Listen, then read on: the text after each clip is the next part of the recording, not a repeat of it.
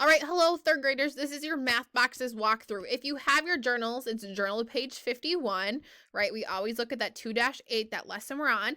If you do not have your journals at home, I have a template attached with your math boxes on it. So remember, you just write on it and you send it directly to me. Okay, let's take a look.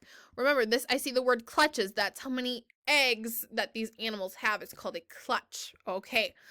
Scientists counted 91 eggs in 2 clutches of python eggs. If one python clutch has 52 eggs, how many are in the other clutch? You may draw a diagram or a picture.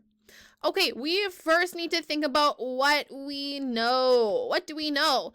Well, we know there's 91 eggs in 2 clutches. So this is like saying 91 total. So you know what number model or what diagram I'm going to draw?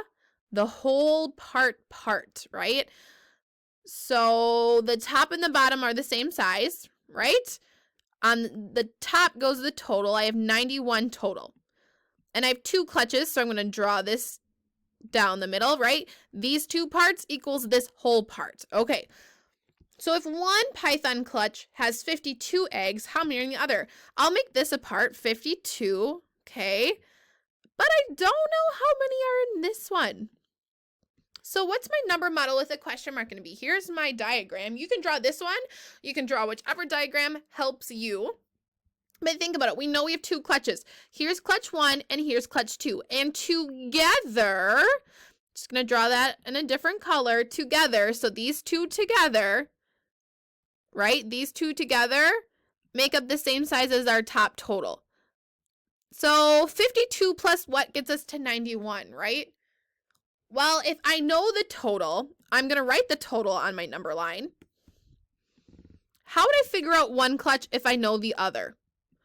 If this is my total, I have to take away what I know. I have to take away what I know and get my question mark. Take away what I know, get my question mark. Okay, then what's my answer? You can set this up on the side. Remember, stack the 10s and 1s over each other. And we always start in the 1s place. Okay, for number 2, one golf ball has a mass of about 43 grams. What is a mass of 3 golf balls together? I know that one golf ball is 43 grams, right? I draw this golf ball, boom, 43, and I draw a G to stand for what? G is the abbreviation of grams. Good. What is the mass of 3 golf balls together? Well, I know one golf ball. How would I figure out how many 3 are? Draw 1, and then how many more should I draw? Awesome. Number 3, James rolls a 2 and draws a 9 card in multiplication draw. Lucy rolls a 5 and draws a 3 card. Who has the larger product? We know this vocab word. Remember, when we have 2 factors, when we have a factor times a factor, it equals a product. When we multiply, our answer is the factors, when we multiply, our answer is the product. Okay, so if James rolls a 2 and draws a 9, that means we have 2 times 9. Remember how that works. So then what would we do if Lucy rolls a 5 and draws a 3? So 2 times 9, these 2 are factors. What is the product? What does it equal? And then write Lucy's 2 factors and what's her product? This is a 2-step problem. So answer this down here, write the multiplication number sentences. But then who has a larger product? So on this line, you're going to say either James or Lucy, because we want to know who has the bigger answer, the bigger product. Great. Number 4, it says solve. 1 times 2 equals. And how we read this one is what equals 9 times 5? That's like saying 9 times 5 equals what?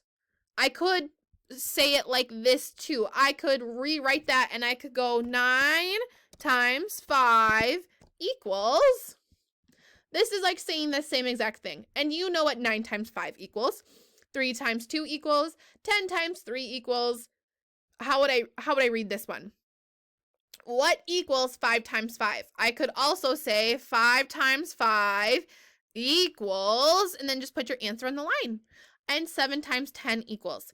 Remember, when we multiply, right? What number do we know to count by? Oh, what's our ones rule? We just learned it this past week. but I know how to count by 5. So how many times are you going to count 5 by? Right? 9 times. I know that when I see a 2, that means I need to double the next number. What do I know to count by? I know how to count by 10s really easily. I also know how to count by 5s really easily, and I know how to count by 10s easily. And so do you guys, okay? So use that to help with your answer. And finally, explain how you solved problem 1. So you need to write your response here. Remember, we always start with a capital letter and we always end with a punctuation because we're awesome writers. So explain problem 1. That means I have to go all the way up to problem 1. Oh, my scientist, right? I knew there was 91 eggs total and one clutch had 52. Then you got an answer. How did you solve that? How did you know how to find how many were in the other clutch? So answer, how did you know? What did you do, right? Look at this number model. How did you do that? Explain it using words. When you're finished with this, send me a picture or send that template to me with the completed answer. Keep up the awesome work, people.